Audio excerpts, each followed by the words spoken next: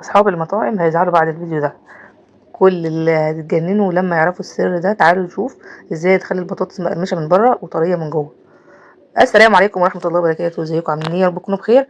النهارده اول حاجه كده هنعمل لكم البطاطس المقرمشه بخطوتين او 3، مفيش كلام، سهله وبسيطه. اول حاجه طبعا بتجيبي البطاطس وبتقشريها وبتقطعيها بالشكل اللي انتوا شايفينه ده.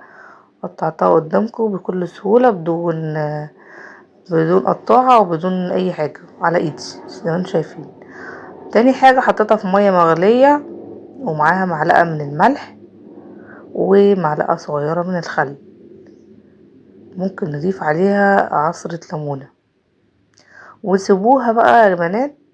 ممكن تسيبوها نص ساعة، ممكن تسيبوها ساعتين، سيبوها 3، سيبوها كل ما تسيبوها تبقى احلى. ممكن تسيبيها من بالليل للصبح لو حابة، شغلوا اي حاجة في التلاجة.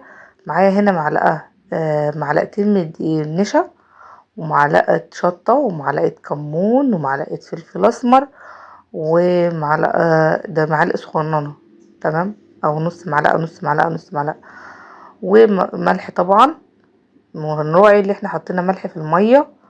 خلاص، اول حاجة لازم تنشفيها كويس بعد ما تطلعيها من المية المغلية اللي احنا سيبناها. ممكن نسيبها ليلة كاملة عادي، ما يجراش اي حاجة، ليلتين ولا يجراها اي حاجة. كل ما تقعد في المية دي هتلاقيها كريسبي اكتر، فانتوا حاولوا بقى ما تخلوهاش كتير. يعني لو انتوا عايزينها مقرمشه قوي سيبوها اكتر من انا سبتها ساعه تمام، او نص ساعه كفايه. فلو كل ما عايزينها تقرمش اكتر فسيبيها في الميه اكتر. ونحطها في الزيت اللي بيغلي او ساخن، والزيت ياريت يكون غزير عشان بقى يديك القرمشه اللي انت محتاجاها. وهتسيبيها بقى كده تحمر معاكي، تقلبيها تقليبتين. كل ما تحتاجي تقلبيها نار اول ما تكون بس الزيت سخن، وبعدين وطي عليها النار مش عالية قوي، وهتنزليهم مش كله مرة واحدة، دفعات صغيرة، مش يعني حبة زي كده. مش هنملي الطاسة عشان هتبقى تعمل معانا القرمشة اللي احنا عايزينها. بصوا بقى بالشكل ده، بصوا الصوت والجمال والقرمشة والحاجات الحلوة.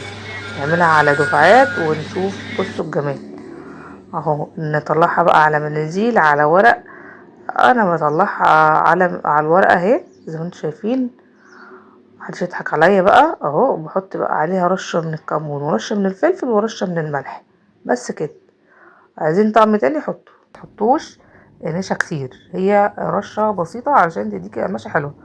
ما تحطوش نشا كتير عشان تديكي قرمشة حلوة. وتحطوا النشا في قلب الزيت نفسه، في ناس كتير بتعمل الكلام ده.